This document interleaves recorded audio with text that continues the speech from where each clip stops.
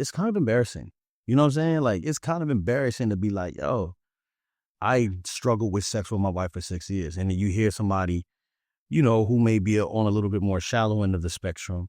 Man, that's because he wasn't hitting it right. Or that's because, you know what I'm saying? Like, and it's like, all right, well, that's fair for you to assume, but I still have this person to shepherd. I still have this heart to shepherd. I still have to be an example. And so I think the crazy thing about it is that I used to like be so upset about like why is this my story?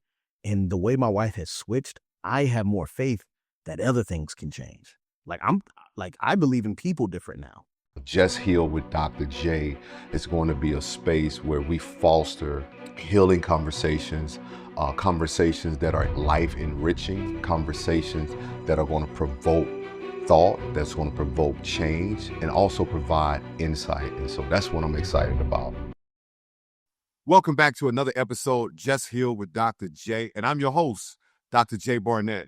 Listen, if you have been eavesdropping and listening here and there, trying to see what we're talking about over here in the healing community, I want to encourage you to subscribe and listen and follow us on our YouTube channel, Just Heal Dr. J. And you can also listen audibly on Spotify, the Black Effect Network, iHeart Podcast, or wherever you listen to your podcast.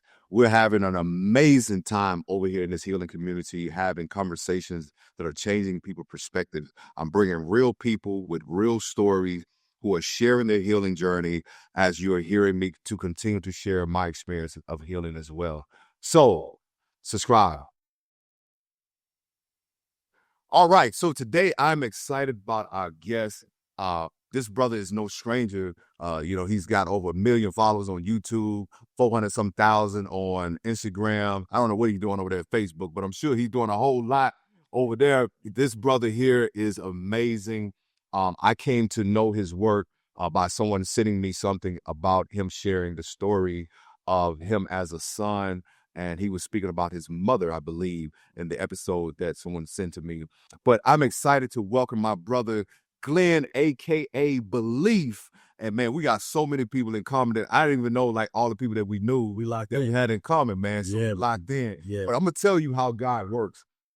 So his team had reached out about having him on the show. I said, yes, we just had to make it happen. And I went to San Diego to retreat for about 5-6 days. Y'all know I go out there often. My therapist is out there, so I love to go sit with her in person. And I just hit him up and chop it up with him. And I was like, bro, where you from? And he's like, I'm from San Diego. I was like, what? And I'm like, I'm out here in San Diego for like a week. Yeah. And we met in person, man, and had lunch. And brother, we locked in. Yeah, man, we broke bread. We talked. It was a really deep discussion, and it was like we had to end because I had to go back home. But I was like, looking forward to talking again, man. So thank you so much for having me on the show, bro. Absolutely, man. Thank you for your work. Thank you for what you're doing for us as men, as a father. Yeah, man. And we'll get deep into how you think, the ways in which you think, how you process as a husband, as a father, as a son. Yeah. And what I'm excited about is how you process as a man. Yeah. Because those other things are titles. Right. And some people will call them callings, right? Because these are things that we don't necessarily know that we're going to encounter as a man, but experiencing them through the lens of like a healed man is different from how you start. So we could break it down however you want to, you know what I'm saying? Let's get started. Let's get it. Absolutely. Okay, so I'm from Baltimore originally, so I got to correct you, you know what I'm saying? So I'm a Baltimorean. Yeah, Baltimorean. Yeah, he lives in San Diego. Live in San Diego. But he's a Baltimorean. Yeah, absolutely. So I've been out here for about 20 years now, and really found a lot of connection and like love while redefining family for myself. Right. I grew up in a broken home. Mom was 16 when she had me. Dad moved away to California. They had that joint custody thing. So I experienced half of my life in Baltimore. Well, mostly 9 months of my life in Baltimore, and the summers was in California. And going back and forth, 2 different homes and 2 different cultures, because my dad grew up Trinidadian, but he married a white woman, you know what I'm saying? And so their house was different from my mom, who was like, single parent, Section 8, you know what I'm saying? So we had a totally different experience going back and forth, just myself. But yeah, like I've redefined family in my experience being a husband and a father, you know what I'm saying? And so it's so interesting that, because I was also at 19, on the verge of committing suicide. You know what I mean? I got to the point where I just kept messing up every relationship. And, I got kicked out of my grandma's house. And when you get kicked out your grandma's house, it's a wrap. Like, your grandma don't want you. Don't nobody want you. You know what I'm saying? So, brother, because grandmama got your back and nobody had your back. Exactly. So I just was wilding out, 19, tripping, and then called my father and just basically was saying bye to him, really asking for permission to end it all, thinking that no one really cared. And I wanted to know if he cared. And I was just like, it's a wrap. I can't do this anymore. And he was like, if you could just try one more chance to start over, you can come sleep out here on my floor. You can start over in Cali. And so I accepted the invitation and I flew myself out, and I've been trucking ever since. Yeah. Wow. Yeah. September is Suicide Prevention Month. Yeah. And it's one of those months, unlike May, which is mental health awareness.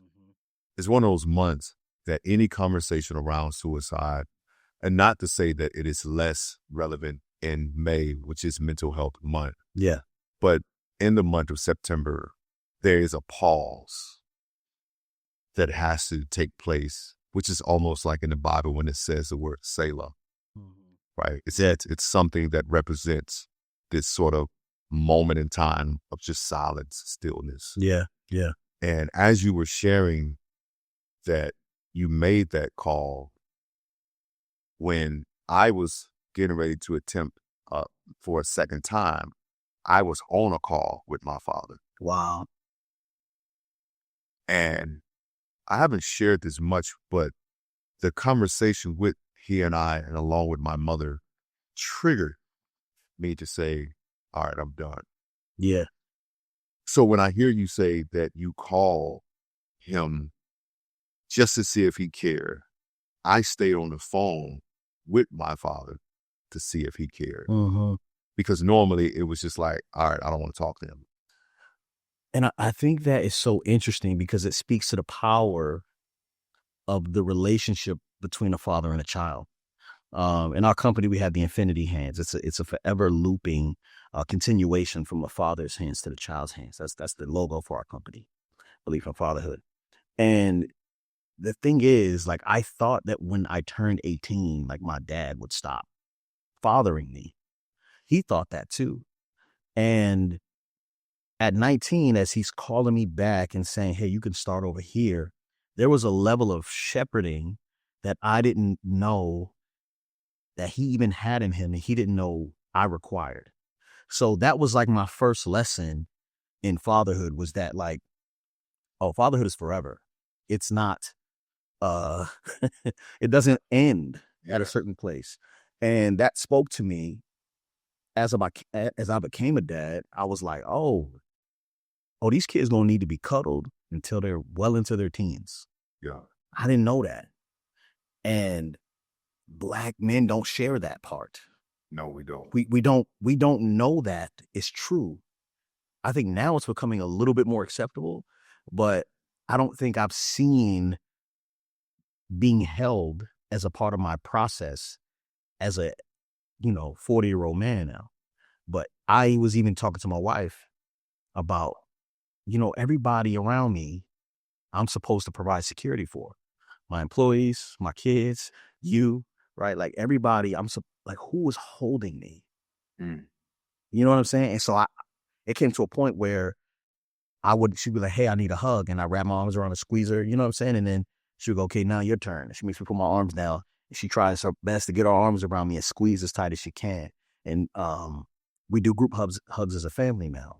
And that part is healing to my inner child, because if I would have been held by my father early, I may have never even had that thought that I wasn't good enough or accepted, or the things I was going through wasn't normal, you know?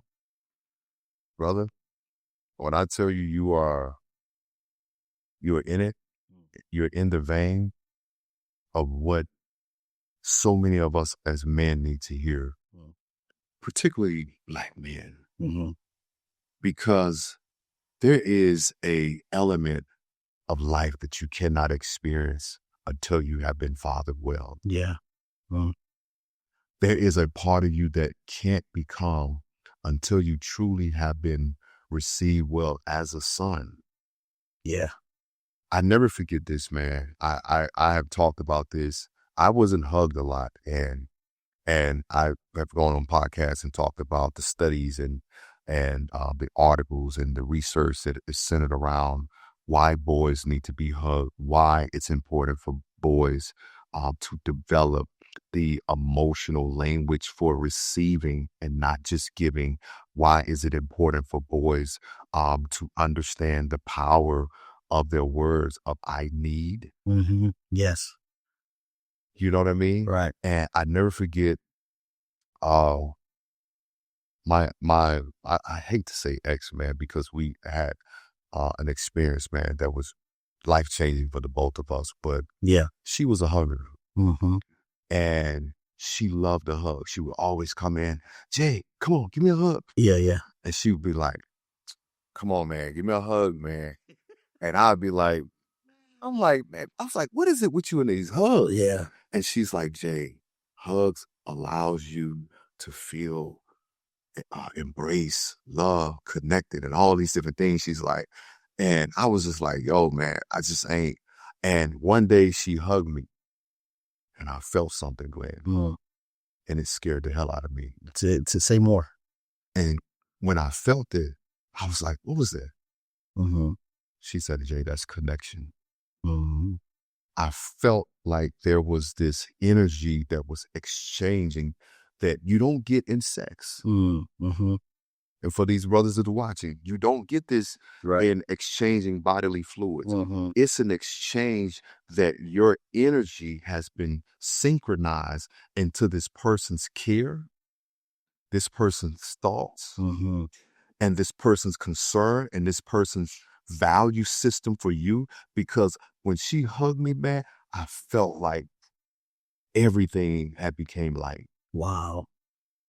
You say when she hugged you, everything became light. Now, so here's my theory. The hard part about that is that, have you been able to find a hug like that since? No, why you gonna do that, bro? I'm trying to tell you, Why you I'm so sorry, man. Why you gonna do that? I gotta challenge this because my therapist was like, have you talked to her lately? yeah. Bro, don't. I'm curious. Don't. Not okay. I'm not trying to spark up nothing. The channel, YouTube channel, subscribe right now. I'm trying to let you know I'm not trying to spark up nothing, but I understand that there is a way that I can feel cared for that nobody else can make me feel. And here's the thing. It's not, and you're right, it's not sexual. You know, even when my children hug me, there's a certain grip that I'm like, I needed that. So my sister passed away in 2021. Like, seriously jacked me up. Like, I've never been the same since. Mainly because she was the only woman from my childhood that loved me consistently. Wow. Okay. So she dies 2021. I haven't felt a hug since. I'm going to promise you this, bro. Sound terrible. I can promise you this. At times, she'll visit me in my dreams and squeeze me in my dreams. I get hugs in my dreams, bro. You know what I'm saying? So even if y'all are exes or whatever, I think there's something there to where that type of way that you have allowed yourself to be like you release in that hug, that exhale, it's hard to find that again. And it's hard to accept that from other people. Man. God, dude, why you all in my business? Sorry, man. It's supposed to be about me, man. But this is what we here for. We healing today. So bro, she used to always say, "Come here, big guy." And I recently just saw her parents. Recently. Yeah. And we and it was crazy because my therapist is always, because of what we went through, my therapist is always like, when the last time you talked to her, you checked on her and this and that. I was like, oh man, like we have agreed that what happened was very traumatic, in losing or having a miscarriage. Yes. Child, like we had this conversation at the time. There was so much transitioning in my life. Not that I wasn't there, but I just didn't understand what was going on. And the way that I was there was also the only way that I understood how to be there at that moment. And when you talk about not feeling that, I consciously try not to think about it because I've never thought about, like, we talked about like rekindling and reconnecting, but we have really gone our separate ways. She's pursuing her career, doing well, and I'm doing my thing. And the reason I say consciously, because I don't know, I don't want to live in this world where it's like what could be and it's not, and close the door for someone else to provide that. But to answer your point or your question, the way she embraced me was different, because she ended up having a conversation with my sister. My baby sister she said, like, what's wrong with Jay, man? Jay don't like, she was like, man, you got to understand what our brother went through. She's like, he wasn't hugged. He was doing the giving when our parents divorced. He was doing the parenting. He was doing the overseeing. He was doing the cooking. He was big brother and a father figure to us. Yeah. So there was no one there to embrace him, but he was embracing us. And so when she said that, it gave her a deeper understanding. And she says, Jay, I get it. And me personally, bro, like, at this age, at 43, there's sometimes where I'm just like, man, I don't need sex. And I'm saying this because I'm being transparently, because I want men to really expand their minds, like, because sometimes we're limited to just this sexual prowess and just this aggression and just this testosterone that we just gotta be all proud and looking for. Like, that ain't it. I still got the bark and the dog and just the testosterone, which is that grit. That's not going anywhere. But bro, there's some days on this journey of pouring and helping others, I just want to be hugged, bro. So I'm gonna say this.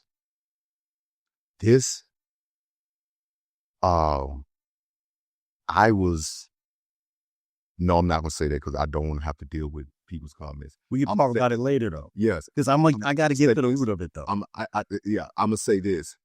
I was on the road one night.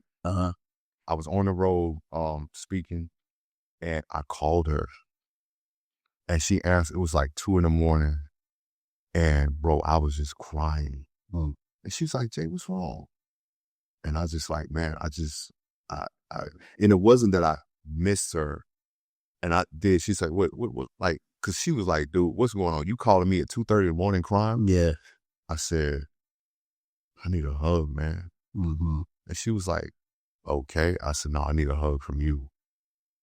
And she was like, dude, I'm like 2,000 miles away from you. I can't hug you right now. And she started crying because she had never felt that from me. And she just talked to me. And she said, do you want to talk about what we went through?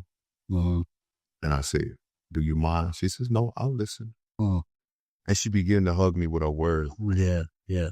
Because some embraces may not happen physically, but our words can embrace. And bro, I never forget that. And I'll never forget. There's some people, man, that you have experiences with that you'll never forget because it changed a part of you. And like now in a relationship, you know what I mean? Like, I'm not afraid to hug anymore. And I mean, even hugging my brothers and you know what I mean? My sisters, like, I was just it was abnormal for me to just be like openly hug. Yeah.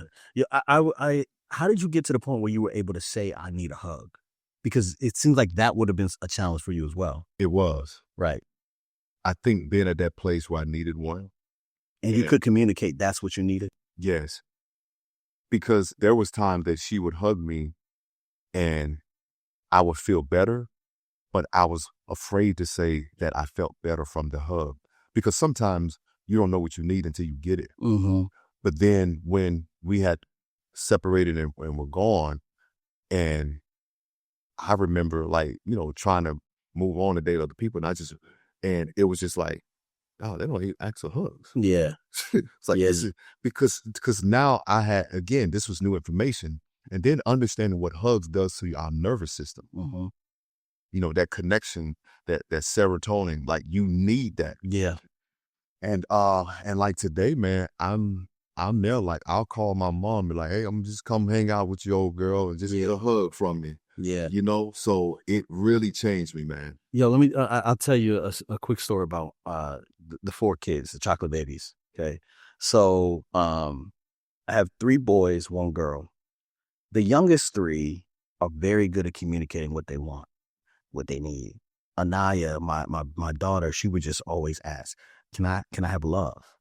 And love could be anything from a hug, a kiss, or cuddling, or playing whatever game she wants to play. Uzi will follow his sister's footsteps. He's the youngest. He'll come in and ask for a hug sometimes. Or you'll be sitting here doing something. He'll climb all over you. My second oldest, he's got a sensory thing where he has to like have a weighted blanket, has to be hugged all the time. So he'll come up and be like, can I have a hug? Especially when he's doing homeschool, he'll get a math problem and be like, I need a hug now. You know what I'm saying? Because it's difficult. My oldest won't ask. And I was sitting here trying to figure out, but he wants to be pursued.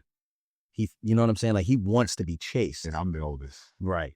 So you should know what I want is what he's saying to me.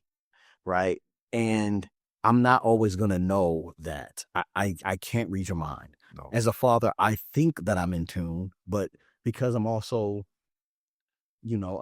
a healing person, I'm also not thinking about you. You know what I'm saying? I'm trying to think about myself and what I need as well, and trying to convince myself that I can ask for what I need because I got my own stuff. Yeah. So I did this exercise with him. We went for a run. We do like PE and stuff like that.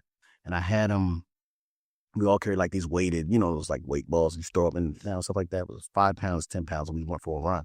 And I said, the goal is to say you need help. So we're running and 2 of them are carrying a ball and 1 of them isn't. And 2 of them aren't. And I'm saying, hey, the only thing you need to do is communicate, hey, I need help. So they have to say, I need help so the other person can take the weight. Wow. And I was like, sometimes in life, you're going to need someone to help you carry your weight.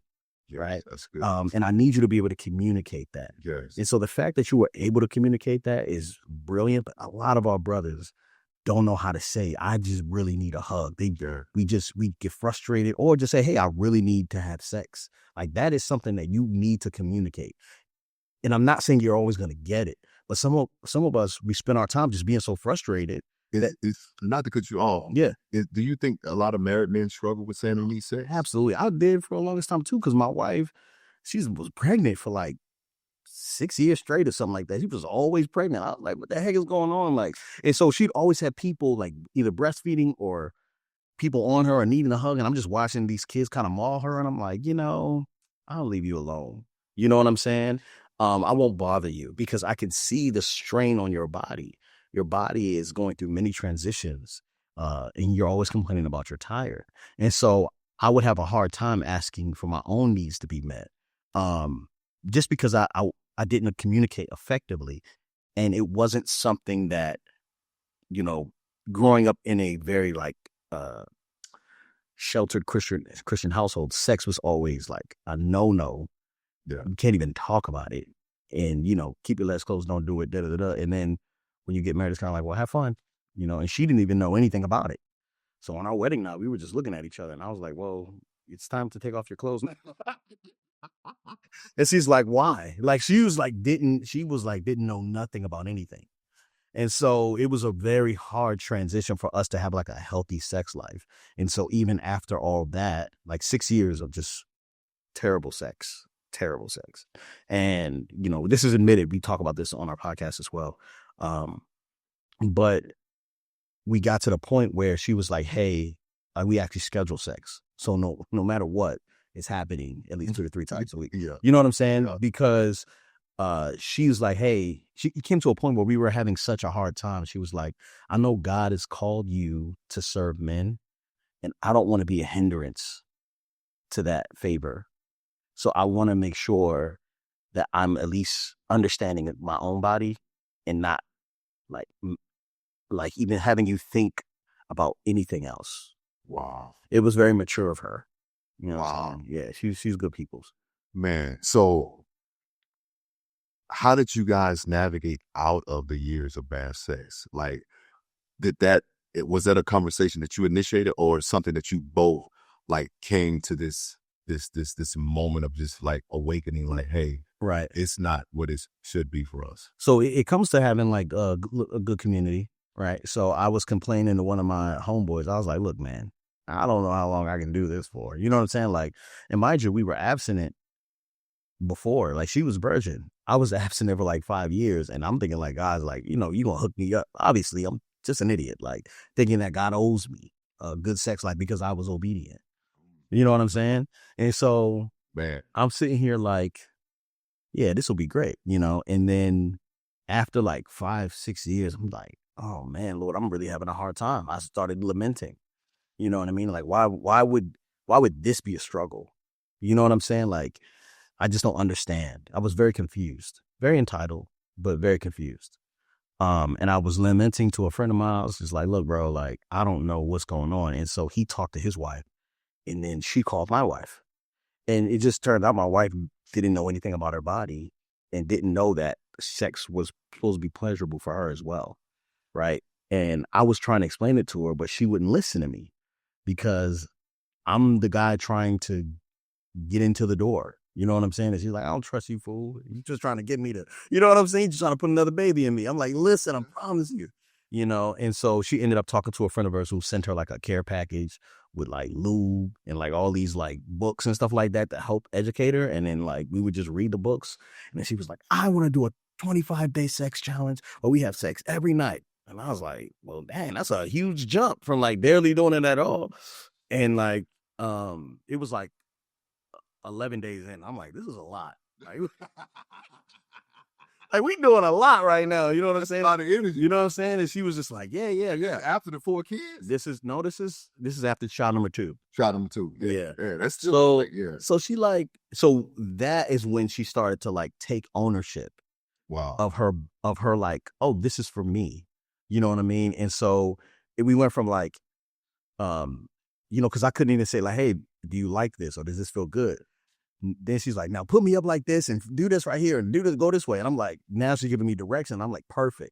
Yeah. Right? Because I'm naturally, like, I want to please my woman. You know what I'm saying? And so it was very difficult at first. And then as soon as that switched, it just was like Boom. consistent, you know. And there have been times, you know, babies being born, super amount of stress at work, you know, a lot of change in the home, us moving, a lot of stuff like that where we kind of fall off a little bit, but we always come back to our schedule and we make it happen. Man, bro, when I listen to you, Glenn, my heart, the little boy is smiling because I'm like, wow, man, he is giving out these instructions and he's giving out this blueprint, because most men are just little boys that are stuck emotionally. Yeah. Most men that I talk to, most men that I treated in therapy, they were all little boys emotionally because they didn't get the understanding. So either their understanding of sex was that it's only pleasurable for the man, or is they are objectifying women, their woman, their white person, whomever. It's just like, well, I just got to get to this, I just got to conquer this quest. Yeah. And reach this apex and it's done. And there isn't a level of understanding. Oh, where did you learn that? Yeah. And where did you learn that shows up in your relationships. And what I'm loving about how you express, how you are so deliberate, you and your wife, and you guys share your journey of marriage, parenting, so transparently, man. That's what we need more of, man. Yeah, I think the reason why we don't hear it is because um it's kind of embarrassing. You know what I'm saying? Like it's kind of embarrassing to be like, yo, I struggled with sex with my wife for 6 years. And then you hear somebody, who may be on a little bit more shallow end of the spectrum. Man, that's because he wasn't hitting it right. Or that's because, you know what I'm saying? Like, and it's like, all right, well, that's fair for you to assume, but I still have this person to shepherd. I still have this heart to shepherd. I still have to be an example. And so I think the crazy thing about it is that I used to like be so upset about like why is this my story? And the way my wife has switched, I have more faith that other things can change. Like I believe in people different now. Wow. Like I'm like, oh, anybody can change. This is, you know what I mean? Like she has, and I know that even like right now, if we have a disagreement, I know that, well, either she'll figure it out or I'll figure it out. We'll be fine because I've seen her do work. I've seen her like believe something and be like, I can't do this. I'm scared of this. And then step into it with confidence. Like she has like redefined how I see women. You know what I mean? Like there is, in my story, unfortunately, like my first opposition was my mother. You know what I'm saying? Like it was hard for me and her, and it never got better. You know what I'm saying? Like we worked, like I worked really trying to heal and like get over stuff quickly, and it just never got better. So if my initial relationship with a woman is so tumultuous, like how am I gonna accept my wife? Yes. You know what I'm saying? So the things that was going on with me and my mom was creeping up with my wife, where I'm like, oh, I don't trust women at all. Like I had to say that. Like I don't trust women at all. You know, and I wasn't expecting the amount of healing to take place. And it just happened like 2024. Wow. Yeah. So it's about a year ago that the shift took place. Yeah, the shift took place because even though I couldn't trust her, I still was called to serve her. So it didn't matter. I wasn't going to leave because I didn't trust her. I just was like, well, I'm protecting myself. So I'm with you to serve you, but I won't let you in too far because I got a wall up now. I've learned that I can't trust you. And once she agreed and was like, oh, you actually have license not to trust me. I've done some untrustworthy things over the course of our relationship. Like we realized that if I don't begin to trust her, then the only person, because God took the only other person I trusted, right, women as a child, the person that would have to deal with that is my daughter.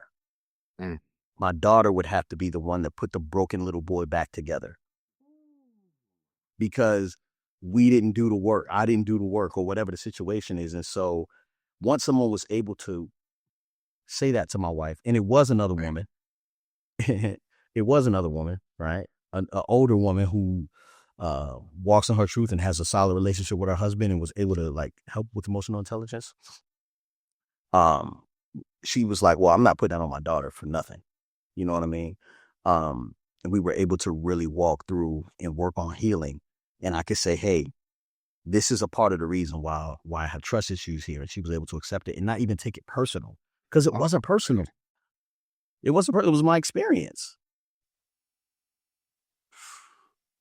Bro, as you sit there talking, I'm just like, I think about the conversation CJ and I have often, because there is a group of men that I feel are ready to share their experience.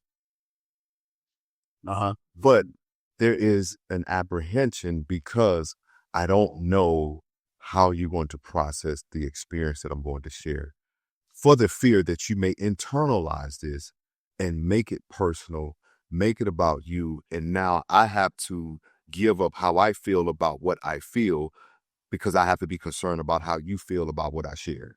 You're talking about that's how women feel. Is that what you're saying? And I'm saying that there's a group of men that are ready to share their experience, but they fear that. Yes, absolutely. I was talking to my dad and I was just talking to him about some things. And I just was like, there were things that Yvette, my wife, and I were experiencing, and I was scared to say to her because I was trying to protect her, right? And my homegirl goes, well, what are you trying to protect her from? And I was like, well, saying things that she might not like, right? Oh. And then the homegirl goes, well, you only protect someone if there's danger involved. Is there danger involved? Right? And I'm like, no, there's no danger, but I care for her and I don't want her feelings to be hurt. And that's when it was like, sometimes feelings have to get hurt so hearts don't get broken. Sometimes you gotta hurt some feelings so hearts don't get broken. You know what I'm saying? That's a cartel moment. Once I realized that, I'm like, okay, I have to tell you the truth. I don't know if my fear is that I want to help you, but I think the truth is going to hurt you. But I'm not going to sit here and try to keep you from hurt, right? Because the truth is more important than that. So Man, I explained that to her. You helping somebody, bro. Well, and I'm going to tell you this because it helped my dad. He was sitting in my garage and we were talking, and I was like, are there things in your life that you're scared to say to your wife because of how she might accept it? He goes, yeah. Because I know that from him because he's a very protective man. If somebody walks into the house and don't speak to her, he got a problem with her. So if he's trying to protect her from someone who doesn't even mean no harm, of course he's going to try to protect her for yourself, because we have also understood that men and our desires are primal and inherently bad because it's natural, right? We can't control it, right? And so I know that's not true because my son also has the nerve to fight me. And that's not a bad thing. You know what I'm saying? He's trying to get aggression out and have fun. Those are just natural things that we do, right? So I'm like, what I do instinctually isn't bad because, I'm a man or whatever, but I should be able to explain that to you. And you should be able to trust me. And I think the hard part, this is the thing that I think is most profound, is that we have to admit that we don't trust our partners with themselves. Right. So if I say, right. So this comes like, my wife, she didn't know nothing about nothing. We get into the car. I'm abstinent. I'm abstinent. We get into the car. She's like, let's hold hands. I'm abstinent. 5 years, nothing. I hold her hand. I get an erection. What type of nigga gets an erection off of a handhold, right? So I'm feeling real like, I'm like, what in the heck is going on? My hormones is out you know what I'm saying? I'm going crazy right now, right? And she's like, what's going on? Like, let's get up and I'm like, nah, let me chill for a second. You know what I'm saying? Because I ain't trying to walk around, because we had a park. I'm trying to walk around off the hard in the freaking park. You know what I'm saying? So she's like, I'm trying to tell her about my body and how things react, but she don't trust me, right? So I have to explain it to her slow. She gets it eventually. Later on, you know what I'm saying? I tell her, hey, this relationship with my mother, I have to deal with it like this. But that's your mom. No. Trust me. I have to deal with it like this. No. Right. So what does she do? She wants to heal the relationship. So she invites my mom to come visit out of nowhere. And I have a external reaction, breath gets shallow, start to stress out. And she's like, all right, maybe I should trust you a little bit more. It takes a while for us to trust our partners with themselves. Yeah. But I think as far as women are concerned, I think, they can do a better job trusting their partners with themselves. Because if I say, hey, that's not good for me, it's not good for me. You know what I mean? Yeah. Yeah, man. And that's hard to accept. That's easy to accept from a man to a woman. And I'm saying, hey, I want to protect you, but I have to tell you the truth. It's easier for us to do with our kids. And my therapist was like, why don't you start treating everybody like they're your kids? And that's when things got a little sticky for me, because I had to admit that I was a better father than I was anything else. Wow. Go deeper. Okay, so I was a patient dad, but I wasn't a patient husband. I wasn't patient with me. I could always encourage my children. I couldn't encourage myself. I had to realize that the heart, you know what I'm saying? Yeah. Like the heart of who I am as a father like it can spread out to humanity.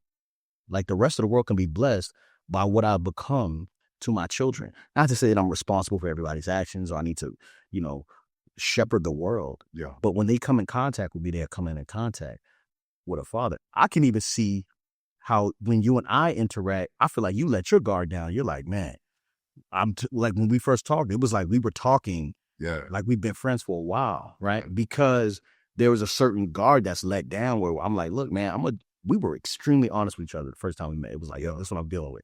Yeah. And it's like, all right, here we go. You know what I'm saying? But there is something important about fathering yourself first, which is the book that I've been working on for the past 10 years. But father yourself first, I realized that I was doing a better job being a father to my children than actually fathering me, like telling myself what to do, encouraging myself and say, hey, man, you're going to be okay. You can get through this. You're not going to die because you fell and hurt yourself. Like because my mom would kick in the door, throw all my books across and yell and scream. You know what I'm saying? Like, I still think people want to do that to me now. And it's like, you're not going to let nobody do that to you. Yeah. You know what I'm saying? Like, you got to relax. And so there's been this journey that I've fallen in love with, like, dang, man, like I really am a protector. Like I protect the people around me. People feel safe around me in my presence and they can breathe slow and let their guard down. You know what I'm saying? And I don't know if everybody understands that value, you know? As you're talking, I'm taking myself down through the journey of who I was as a teenager, who I was in my 20s, who I was in my 30s, and who I'm becoming in my 40s. Yeah. There's a quote that I often say, or a statement that I often make. I say, mothers will determine what a child remembers. A father determines what a child believes. Wow. And as you were speaking and you were talking about fathering yourself, I said to myself, that's what I've been doing.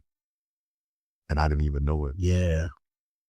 Talking to myself in such a way that I could begin believing differently beyond what happened, changing the story. Yeah. Rewriting the narrative, deconstructing thoughts about myself that had developed from not having a consistent father in my life to now having men who pour into me consistently and having the mentorship, but also understanding that my voice was always prominent. Yeah.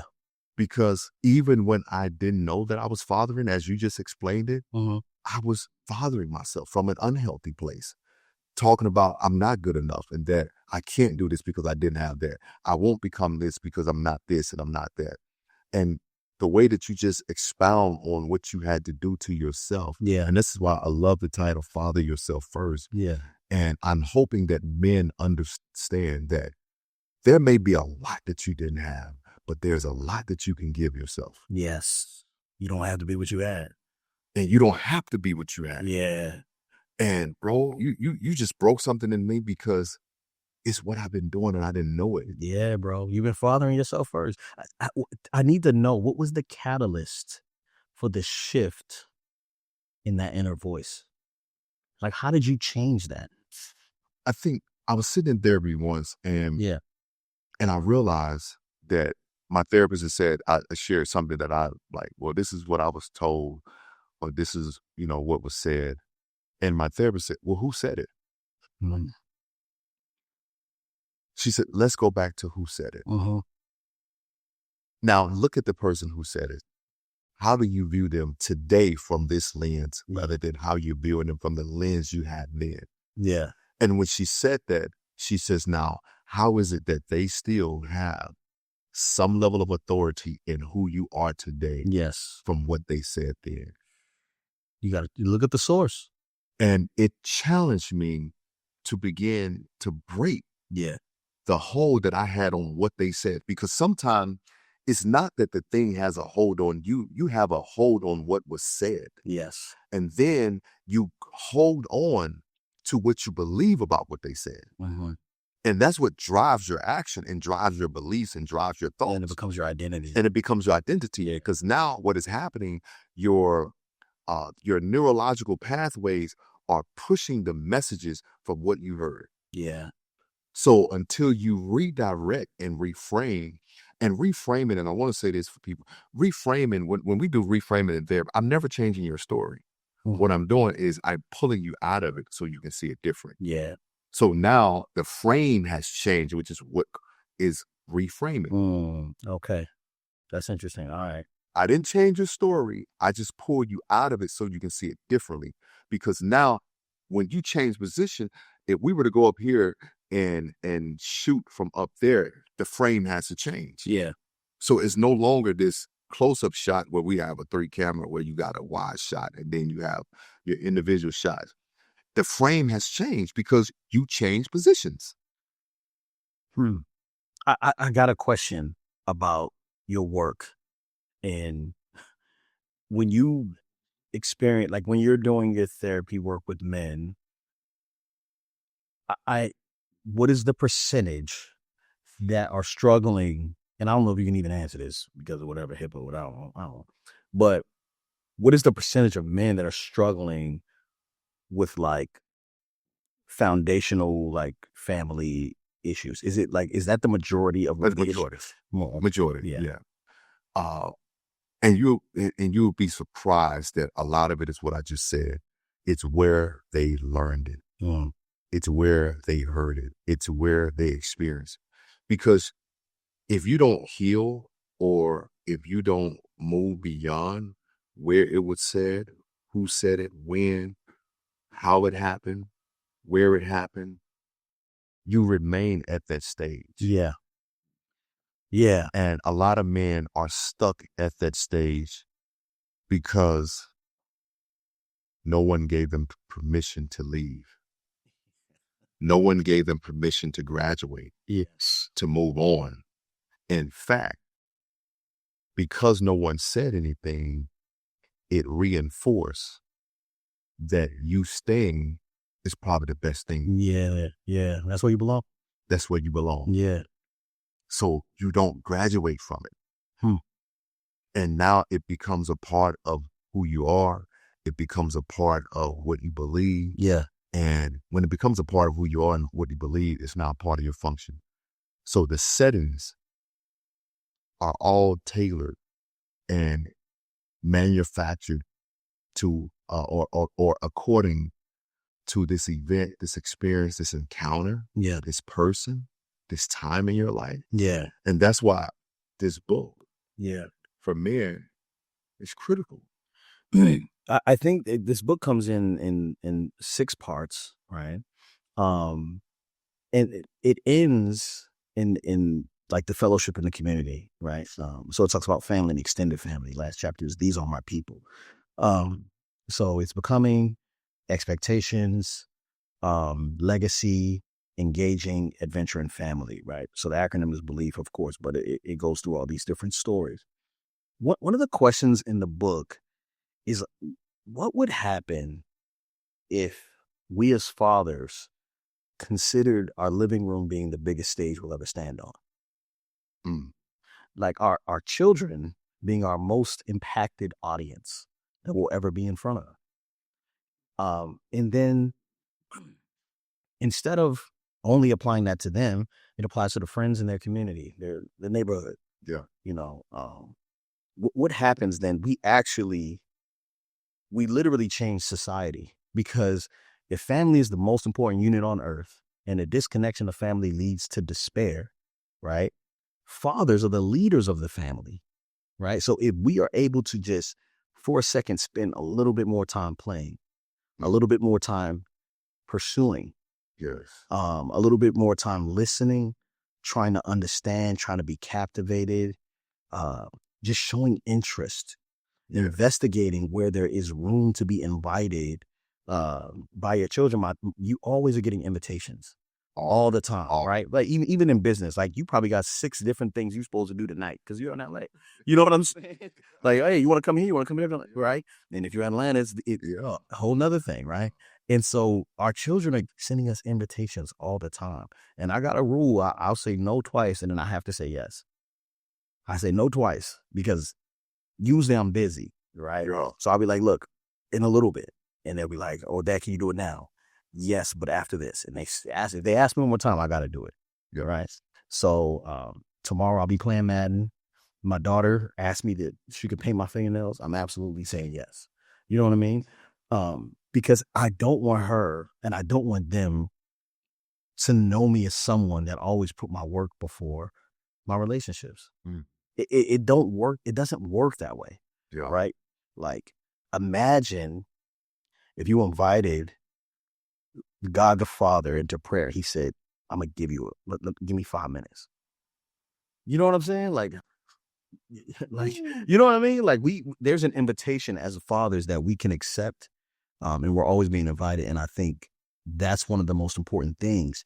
And then it goes to thinking about, oh, when's the last time you took yourself out? When's the last time you actually invited yourself to go do something? So when you was like, yo, let's go to lunch. That was an invitation. I was like, man, I told you, before, when we got in the car, I was like, man, I didn't did this and this and this and this and this for my whole family. I did my wife's to-do list. I put something together for the kids. I cut hair. I'm gonna go kick it with Jay for a little bit. You know what I mean? That was an invitation for me. And so I think there is a version of us as men where we accept every invitation from the world. Right. And we're always outside. Yeah. Because, we got to make sure we stay on the algorithm. Yeah. But then there's another part where we completely deny every invitation and serve our family only. And so we got to find that middle ground. Bro, the wisdom that you're sharing today, man, is just so profound. The depth and the opulence of it is so necessary. Thank you, bro. Because for the man that is out there watching, I want to challenge you, and particularly for men, because I'm going to speak to husbands, but for the man that's not married, I want to challenge you to accept an invitation for yourself to grow beyond who you are today. Yeah.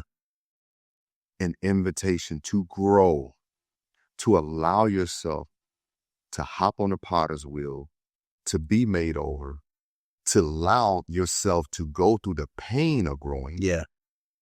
And to go through the pain of becoming, because there's a pain that comes with becoming because it's stretching you. Yeah. That's why bones aches when kids are hitting puberty, because our body is changing. Uh-huh. But I want to challenge you to accept that invitation, man, to the husband, to the father.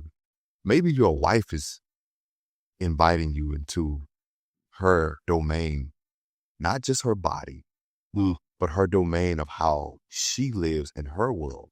Because you can be married, but you both have your own worlds. And yet you have your worlds together. Mm-hmm. Accept that invitation. To the brother who has children. Maybe your children are inviting you just to sit with them longer. Yeah. Just to put your phone down. Just to not take another call, not take another Zoom. Just to forego an obligation. Just to sit with them, because as Glenn is sharing, that invitation to that stage is where it really matters. Mm-hmm. And sometimes though they run out. You don't get an invite no more because they busy. Them kids are busy. Your wife got a new craft or whatever she wants to do, or a new relationship that she wants to, be girlfriends with or whatever. I was talking to a buddy of mine, and he was telling me, don't forsake your sacred circle. There's a group of men in your life that you may have aged out of or whatever, but they know you well. Those people are important. Like, keep them around. You need men in your life to catch you. You need men to hold you, and you need people to uplift you. It's like juggling. Yeah. Right. And so I would definitely ask some of you guys to get into a system in a community, because I feel like that's what we're really lacking. That's what we're lacking, man. That's why it's such That's why this epidemic of men being lonely and male loneliness is growing, Yes. because there's no community. Yes. And I don't know. I know you're not going on tour no time soon. I know you're not going on tour no time soon, but if there is a reason for you to bring men together, I would love to be invited. Yes. Not just because I'm like, I want to be in a room, but I do think that there's some people in life that like, they just need to listen and they need to be heard. And I just want to be a part of that movement. You know what I mean? As far as men is concerned, I think it's really important. So thank you so much, man, for this space, bro. You're creating a space where men can fall apart. And you know what I'm saying? I'm trying to hold back tears as I sit here. You know what I mean? Because it's comforting being in the presence of a therapist and someone who is doing the work. You know what I'm saying? But I also know what you hope and long for. So even as I listen to you, I'm hoping for you. Yeah. Right. Yeah. Because all this obedience need to go somewhere. Man. It need to be shared with somebody. You understand me? Bro, you listen, you understand me? Mhm. Yes. Yeah. It need to, man. And when I have conversations like this with you, CJ, you know, we have this banter, man, and like people are often like, you know, especially like we doing the podcast, like I'll call out his name or say something. But what CJ has given me is the opportunity to be encouraged as a brother. Okay. Me being the only boy, Yep. and having to always be a brother, but I'm encouraged as I am walking with a brother. Yes. You know, CJ is like my right-hand man. Yeah. And I'm encouraged from you as a brother who, as a friend, watching your journey. I'm encouraged from his journey. CJ has 2 kids, and watching how he's balancing fatherhood and a career. Watching you balance fatherhood, a career, and being a husband. And also, as we shared, being a father all over again. To me. To yourself. Yeah. Yeah. Absolutely. It's encouraging to watch because it continues to expand my capacity of understanding the constant nuances that we're going to experience in this life if we're open to it. Yeah. I want to challenge you in one way. Okay. You ain't gonna like this one though. All right. What you got, Glenn? What you So I don't even know if I can say this, but whatever. Y'all cut it out. Cut it out Don't if say it. this ain't working for the narrative. So I remember we was in the car. We were walking back from lunch, and you were saying, I need to find someone who can hold all of me. Okay. Right. CJ back there smiling. So he goes, yeah, I really want to find someone who can hold me, hold all of me. So then I go, man, that don't come standard. That don't come stock. That's not something that you get just off of meeting somebody. You have to build with someone to get them to be able to hold you. And then at the beginning of the podcast, you talk about somebody who has held you. So I'm just trying to figure out what the hell going on with that? What's going on with you? What is happening, bro? What's going on? What are you looking for? What are you looking for? Like, what are you? Because I'm thinking, like, man, if you have trained someone and taught them how to hold you, you can't find that again. Not to say that is the person, but how do we continue to build up that person in your life? And how long does that learning process take? I think, and that's a great challenge. And man, it's gotta. I think I'm at the place now that I'm open to building that. Yeah. As I am yet building. I think in previous years, man, I just lacked the capacity. Yes. You know, I was on tour. I was finishing school. I was navigating. And when I was on the tour, man, there was a lot of resentment that I had. Okay. But I'll share. You know, we were on tour 3 years, 33 cities, 18,000 men. Yeah. Yeah. And my resentment, and you and I talked about this, right? My resentment was like, dang, they get a me, and I never got a me. Mm-hmm. My resentment was like, man, they getting poured into. Yeah. You know what I'm saying? Like they getting their cups filled. Yeah. They're seen. You're empty. You empty. And I'm empty. Yeah. And I would try to date, you know what I'm saying, and try to build, but it was so challenging because it was hard to articulate that to somebody who met me at my apex. Yeah. Or met me at my, you know what I'm saying, moment of elevating. Yes. And I'm trying to understand where God has taken me into. Yeah. While also understanding what I have to leave behind. Yeah. Because I'm mourning. All right, you can't do this. Bishop Jakes, man, he's been so pivotal at this point in my career. Yeah. And I remember we were talking one day, man, and he said, you know, life never be the same. Everything gonna change. And I was like, man, Bishop, but you know, when I could get there, man, I could da-da-da-da. There's no there. Ooh, and we sitting like this, we talking. I'm like, yelling for it. Right here. And you know what I'm saying? And the reality of it is like, Bishop's voice is just like, and he's like, stop looking for there. Yeah. You're going to always be arriving. Yeah. You'll never get there. Mm-hmm. And when you said just now, like building that person, I had to accept that I won't get there, and I don't think they're going to come in ready. Yes. I think they're not going to come in ready, man. Cool. And so now my prayer is that the person has the capacity to hold who I am now. Yeah. And we build the capacity to who I'm becoming. Because what you just shared about, hey man, what you doing with me? I've gotten 2 prophetic words, 3 days in a row. Okay. Build this thing for me. Man, they were just talking about it. Was this Friday, Wednesday night, a brother called me who said, I want to get behind you financially. He said, I need you to do something for about 20,000 men. He said, I'm in my 50s. I need to be remembered for what I poured into those who are coming behind me. He said, you're coming behind me. Yeah. And he said, you're the one. He kept saying, you're the one. And bro, and again, it's like, somebody else will hear that. They like, yeah, I'm hearing. I'm like, dude, I don't want that type of pressure. I don't want that responsibility. Yeah.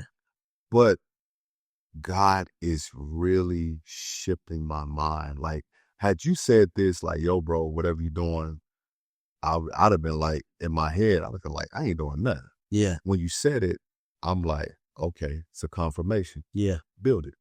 Absolutely. Because the generals are leaving. Yes. Yeah. So when you think about fatherhood, I think about Glenn. Mm-hmm. When I think about manhood, I think about Jason Wilson. Yeah. You know what I'm saying? Yeah. When I think about men's and mental health, I come to mind. Yeah. You know what I mean? When I think about who's next, you know, as his voice in the faith, I think about my best friend Joel, the pastor. So all of these different things. And so, okay, how do we begin establishing, which we already have, establish a brand, but now how do we begin establishing other men? Yeah, the ones coming behind us. That's coming peer mentorship that's happening. Exactly, in the peer mentorship. So I'm encouraged by what you shared, bro, and I accept the challenge, man. And I'm in prayer about that, you know, that whole relational thing, because I know it's time and I don't feel rushed. And I also, when I left San Diego, I did leave with a sense of ease that I can be patient and continue to build. Praise God. And know that, and not feel haste and not feel like I got to get it today. I've realized the Father in me said to myself the other day, you're not running out of time. Praise God. That's good. Because that was the question I asked you was, exactly, do you feel like you're missing something? Exactly. Yeah. And I had to say to myself, you're not missing nothing. Yeah. You are whole. Yes. Not having this doesn't mean that you are incomplete. Right. It just means that you don't have that now, but that does not equate to you lacking. Yeah. Because you have everything that you need. And bro, that thing just sealed, because that conversation, I sat with what we talked about and just really just chewed on that, man. And to glean from you was so, the timing of it, man, was so necessary for me, bro. So, brother, I appreciate you, man. And I thank you. I'm honored, bro. Thank you. Man. I appreciate you. Listen, you have just heard this powerful conversation on fatherhood, understanding your spouse. You just heard a powerful conversation of me sharing what hugs meant to me, us talking about being hugged from your kids. You've heard us have a dialogue that's centered around men becoming more than what we've seen. And this brother Glenn has a heart for fathers. Yeah. And because he has a heart for fathers, which means he has a heart for sons. And many of us as sons are still longing to be fathered. Yeah. And maybe your father has transitioned. Maybe your father's still around and there's no relationship with him. Maybe there is a relationship with your father, but not the relationship that you desired. But just maybe you have to father yourself. Yeah. So I want to say, go out and grab this brother's book. Father yourself first. Give to you what you can give to others. And you can't give to others until you give it to yourself. This book by Glen Henry, the creator of Beleaf and Fatherhood. Man, follow this brother on YouTube, Instagram, Spotify, their podcast. I mean, this brother is a true creator.